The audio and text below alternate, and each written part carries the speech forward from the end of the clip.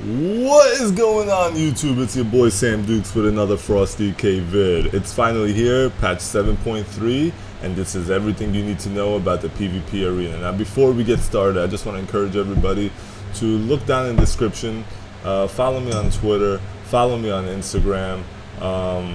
It really gets, a sense of interaction between me and, and my viewers and everything, and I do post a lot, so, yep, click the links below, and now let's get right into it. Patch 7.3, the patch we were all been waiting for Frost Deathknight. Okay, so now Frost Deathknight, I like it. You know why? Because we're not OP, but we're in a good standing. All right.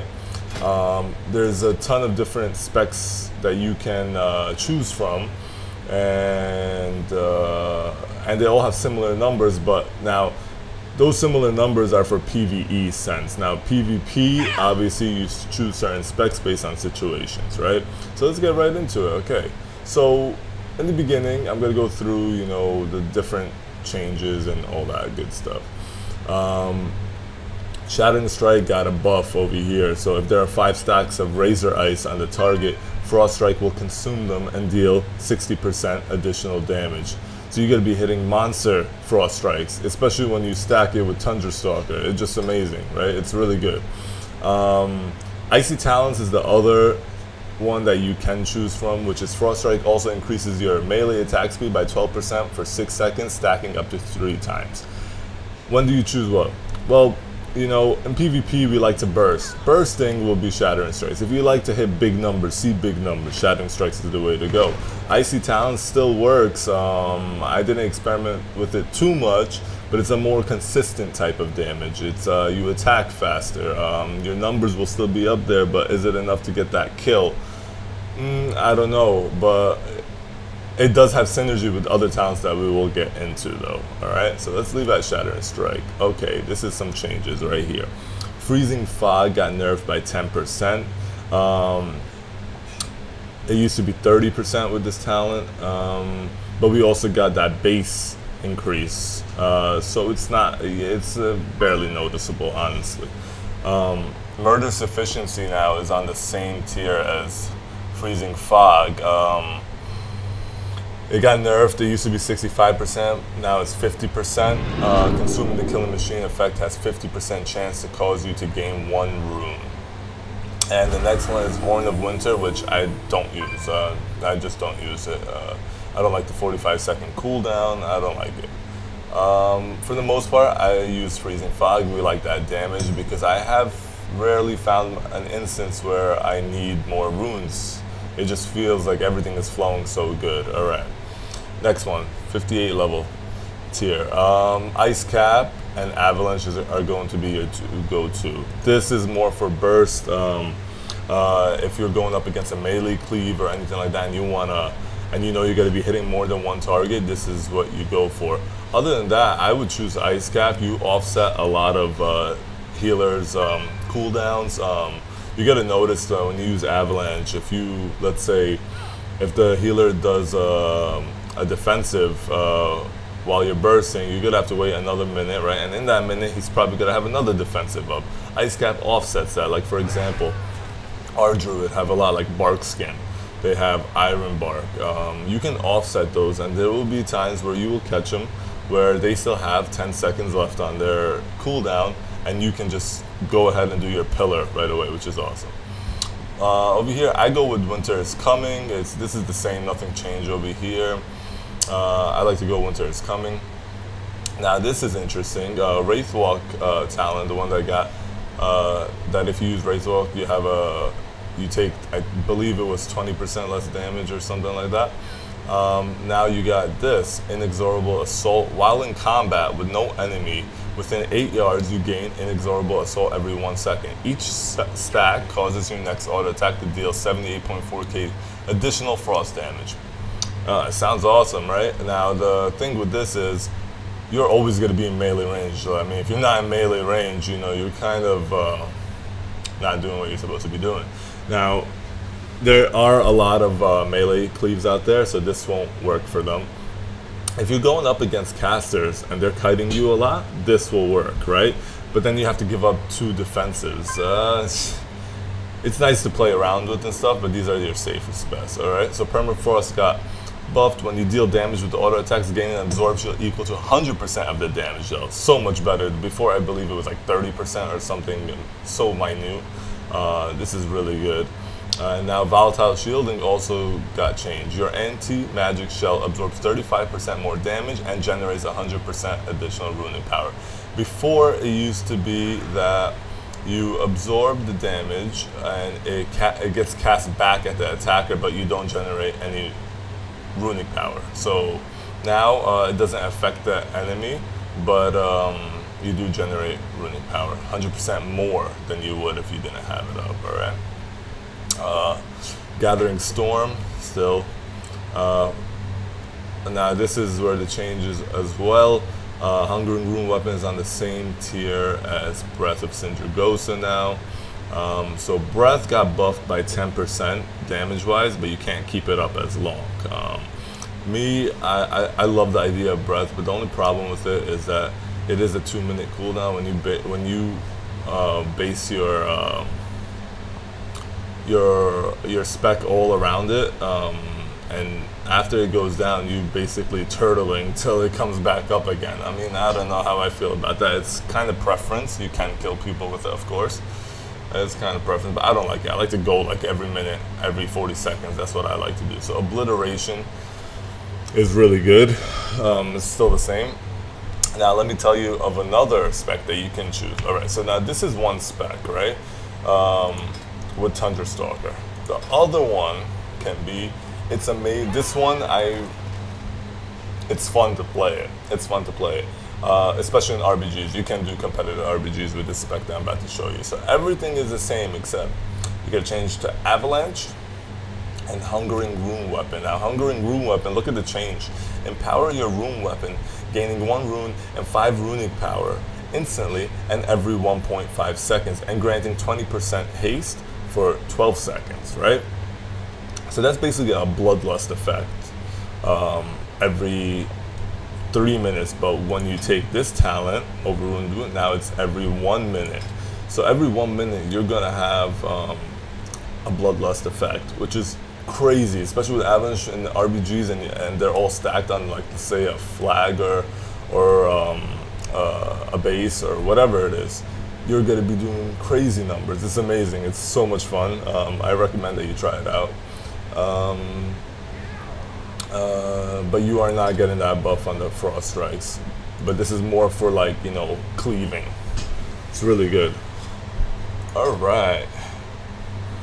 So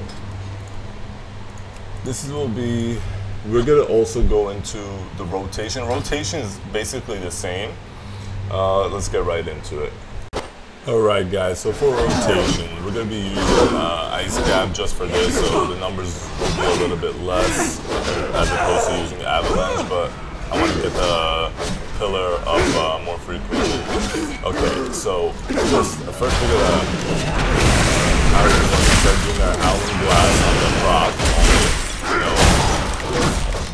So all you do is basically Obliteration, Howling Blast, Frost Strike, Obliteration, Howling Blast. Now the Howling Blast is only on proc, right? Obliteration, Frost Strike, Obliteration, Frost Strike, Obliteration. That's basically the rotation, right?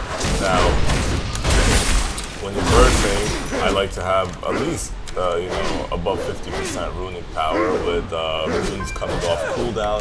You're going to go for the, let's say you're going to kill like a healer, you want to root him in place. So with our, basically our Remorseless Winter with our Honor talent over here, where is it, Frozen Center. So you pop Remorseless Winter with a Pillar of Frost. We're going to start dumping on Frost Strike, right? Howling Blast on Frost, right? And look at, we still have a lot of runes, okay. Howling Blast. Now you pop your Obliteration, and now Obliteration is Frost Strike, Obliteration, Frost Strike, Obliteration, Frost Strike, Obliteration, right? That's how you do it, and basically it makes Obliteration cost only 1 rune, and the Frost Strike always gives you that killing shield blast, which is awesome.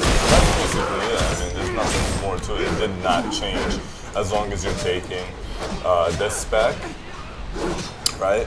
And this spec as well, the one with Hungering Rune Weapon, is also the same thing. You just do the same thing, except with Hungering Rune Weapon, you are going to notice that you cannot spend all your resources.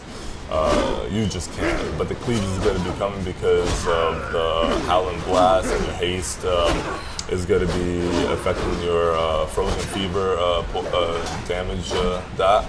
So that's where all the damage is coming. You're just not going to have enough time to spend all that resources, but like the damage is there, of course. The more targets, the more damage. That's how that talent works, all right? Now, let's get into macros. All right, guys, let's talk about macros. So macros for DKs will make you a better player, basically. If you use focus macros, arena macros, you're already one step ahead of your average player, okay?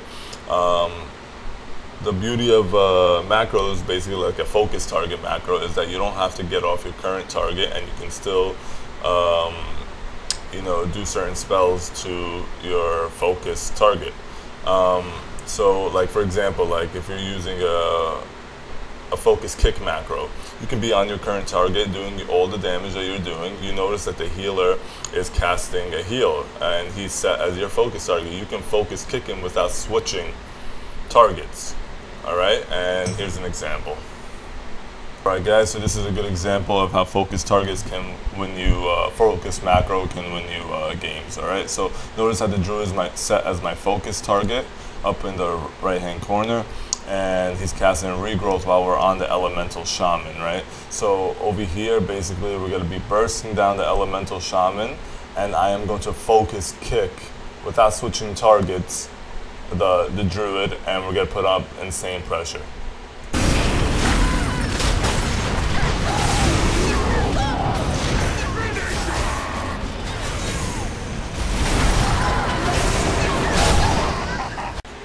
Now for focus macros, you would use modifiers, mod shift, modifier shift, modifier control. You can use modifier alt, whatever you're more comfortable with, okay? That's just for focus, right? I also have a set of arena macros. What's the difference with that?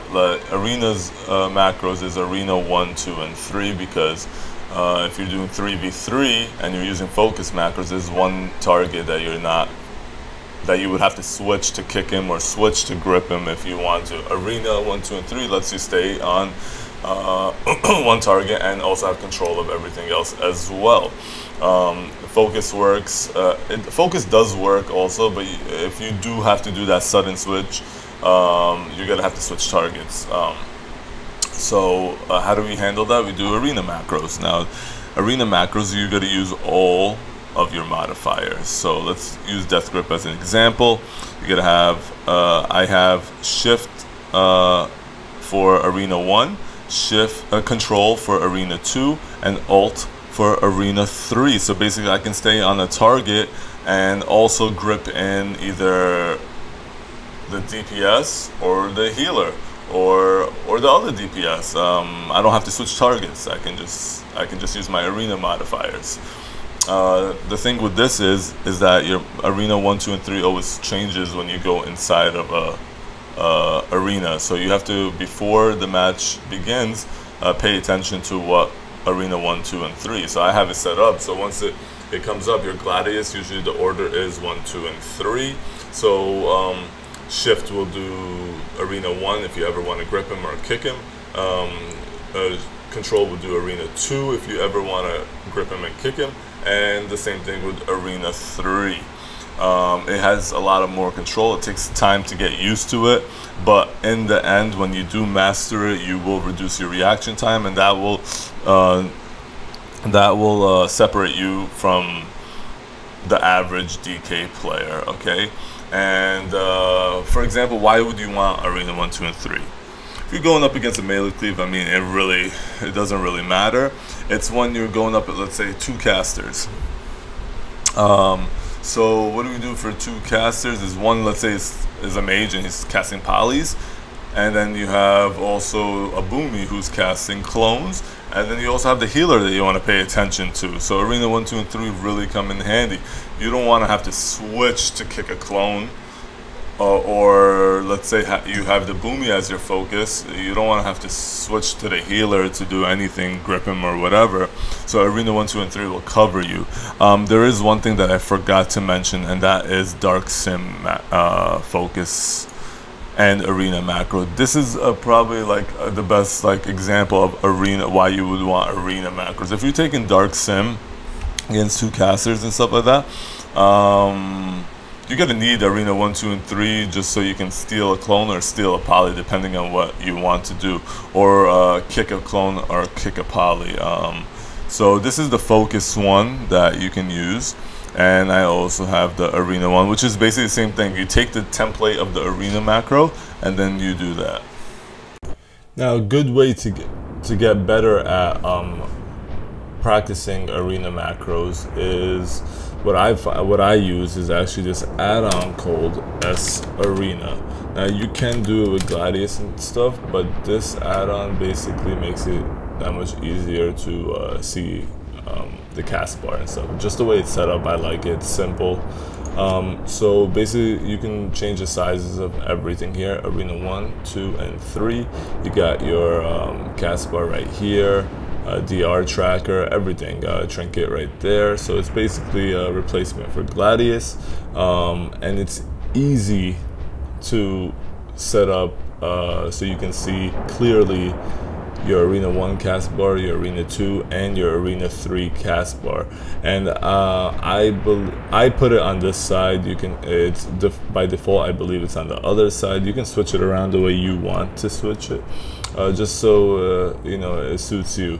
And I practiced. I just kept queuing. Yeah, in the beginning I was doing misclicks because I'm so used to focus, but Arena 1, 2, and 3 is definitely worth it. I suggest that you guys get familiar with it. Okay, so that's gonna wrap it up for this video. I really hope you enjoyed it as much as I love to make it for you guys. If you did enjoy it, please leave a thumbs up, share it, you know, leave a comment down below with what you'd like to see next, and stay frosty, guys.